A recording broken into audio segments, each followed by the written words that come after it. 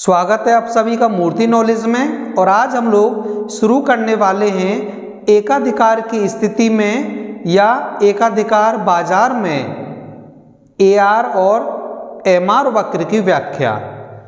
कि जो एकाधिकार जो बाजार होता है, जो एकाधिकार की स्थिति वह होती है जिसमें पूर्ण प्रतियोगिता का पूर्ण रूप से अभाव पाया जाता है या जहां पर पूर्ण प्रतियोगिता नहीं पाई जाती है, तो उसमें फर्म ही उद्योग होती है और फर्म ही कीमत का निर्धारण करती है। और जब फर्म ही जब कीमत का निर्धारण करती है तो वह ऊंची से ऊंची कीमत रखती है, लेकिन वह उपभोक्ताओं को माल या वस्तु को खरीदने के लिए कभी भी मजबूर नहीं कर सकती है।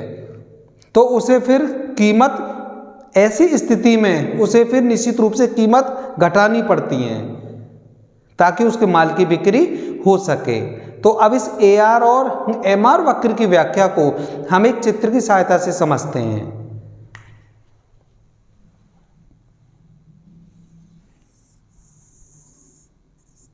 ये हो गया एक्स अक्ष, मूल बिंदु O, वाई अक्ष।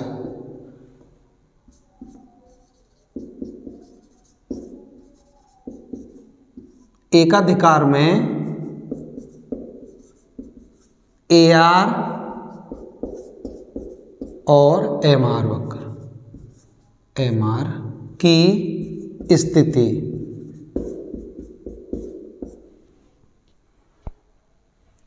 तो जो एक्स अक्ष है, एक्स अक्ष पर हम लोग लेंगे वस्तु की मात्रा और ओवाई अक्ष पर लेंगे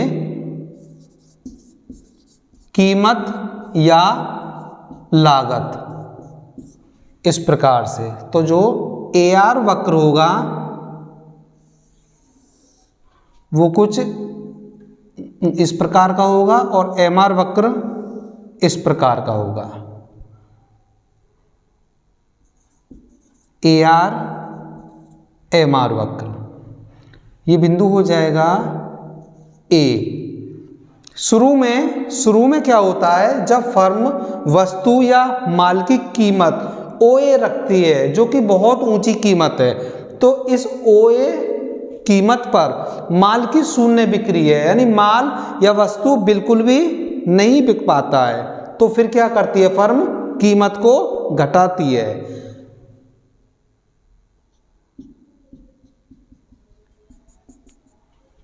ये हो गया बी और ये हो गया डी और ये हो गया एन। तो जब ओए कीमत पर वस्तु की कोई भी बिक्री नहीं होती है तो फर्म ओए से कीमत घटाकर फिर करती है बीएन कीमत कर देती है। तो इस बिंदु पर यानी बीएन कीमत पर वस्तु की बिक्री ओएन के बराबर होने लगती है जब फर्म बीएन से और कीमत घटाती है।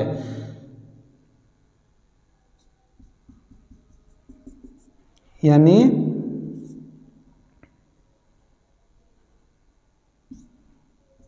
CF Q, यानी जब फर्म बीएन से कीमत और घटाकर CQ करती है तो इस बिंदु पर वस्तु की जो बिक्री है वो ON से बढ़कर OQ हो जाती है, OQ। और जो घटता हुआ AR वक्र है, जो घटता हुआ यानी इस तरीके का जो AR की स्थिति है, यह ऊपर से नीचे इसलिए आ रहा है या ऐसी स्थिति इसलिए है क्योंकि यह नीचे गिरता हुआ इस बात की ओर संकेत कर रहा है कि जितनी कीमत घटेगी उतनी ही माल की बिक्री अधिक होगी। तो हम लोग देखते हैं यहाँ पर कि जैसे कीमत घटकर BN आई तो AR और MR के जो बीच का जो स्पेस है, जो दूरी है वो BD है, BD। और जब फर्म ने कीमत वस्तु की और घटाकर BN से CQ कर दी तो AR और MR के बीच की दूरी CF हो गई, जो कि BD की अपेक्षा बहुत ज़्यादा है।